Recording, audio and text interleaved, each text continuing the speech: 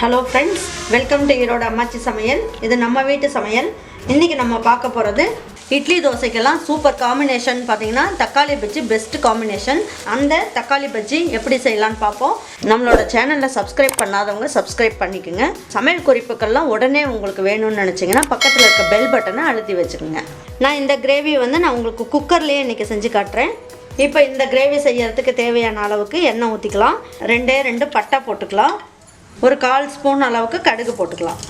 ஒரு கைப்பிடி அளவுக்கு சின்ன வெங்காயத்தை நான் எடுத்து கட் பண்ணி வச்சுருக்கேன், அதை போட்டுக்கலாம். இப்போ ஒரு கைப்பிடி அளவுக்கு நான் பெரிய வெங்காயம் போட்டிருக்கேன். இப்போ இதை நல்லா வதக்கிடலாம். இந்த எண்ணெயிலேயே நல்லா வதக்கிடணும். இப்போ இதுலேயே ஒரு இனுக்கு கருவேப்பிலை போட்டுக்கலாம். இஞ்சி பூண்டு பேஸ்ட் நம்ம 1 ஸ்பூன் அளவுக்கு போட்டுக்கலாம். நான் ஒரே ஒரு பல்லு பூண்டை பொடியாக கட் பண்ணி வச்சுட்டேன். மீதி 1 ஸ்பூன் அளவுக்கு இஞ்சி பூண்டு பேஸ்ட் போட்டிருக்கேன். எல்லாமே சேர்ந்து போட்டு நம்ம நல்லா வதக்கிக்கலாம். இந்த தக்காளி கிரேவிக்கு தேவையான அளவுக்கு உப்பு போட்டுக்கலாம். இப்போயே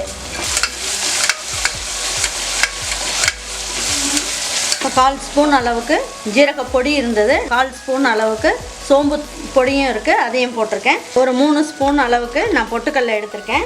இதுலேயே 1 ஸ்பூன் அளவுக்கு சோம்பு எடுத்திருக்கேன். இது ரெண்டுமே நம்ம பொடி பண்ணிடலாம். இப்போ அதனால் வெங்காயம் நல்லா செவக்க வதக்கிடணும். அப்போ தான் நல்ல டேஸ்ட் கிடைக்கும். ஒரு 5 தக்காளி அளவுக்கு எடுத்திருக்கேன், பொடியாக கட் பண்ணி எடுத்து வச்சுருக்கேன், அதையும் போட்டுக்கலாம்.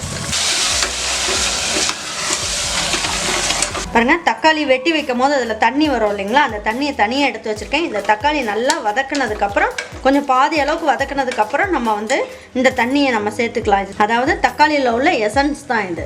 இப்போ ஓரளவுக்கு நல்லா வதக்கிட்டோம்.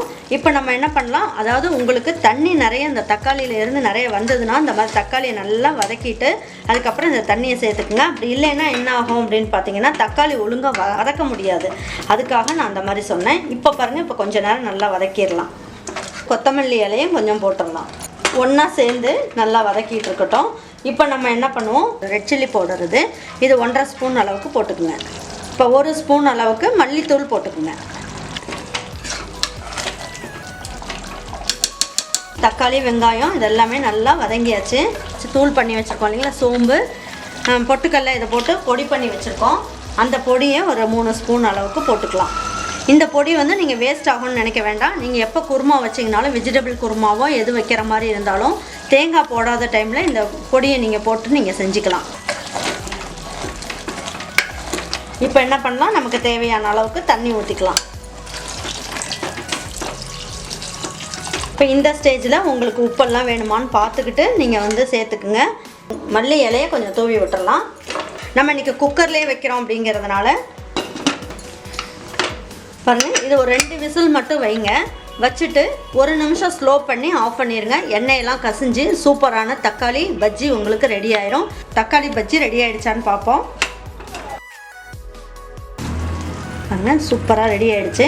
இந்த தக்காளி வெங்காயம் எல்லாமே நல்லா கூழு மாதிரி நல்லா வெந்துருச்சு. கிரேவியும் நல்லா திக்காக வந்திருக்கு பாருங்கள். இதை வச்சுட்டு நம்ம இட்லி தோசை இதெல்லாம் வச்சு சாப்பிட்டோம்னா ரொம்ப நல்லாயிருக்கும். இப்போ இதை எப்படி பரிமாறலான்னு பார்க்கலாம் வாங்க.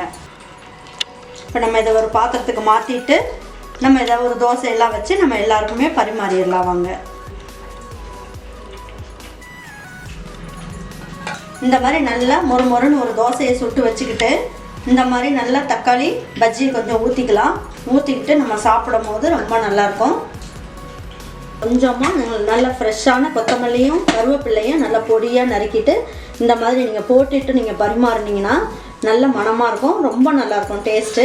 அதனால் கண்டிப்பாக இந்த மாதிரி நீங்கள் ட்ரை பண்ணி பாருங்கள். இதை செஞ்சு பார்த்துட்டு உங்களுக்கு பிடிச்சதுன்னா லைக் பண்ணுங்கள், ஷேர் பண்ணுங்கள், சப்ஸ்கிரைப் பண்ணுங்கள், மறந்துடாமல் கமெண்ட்ஸ் பண்ணுங்கள். தேங்க்யூ ஃபார் வாட்சிங் ஈரோடு அம்மாச்சி சமையல். தேங்க்யூ.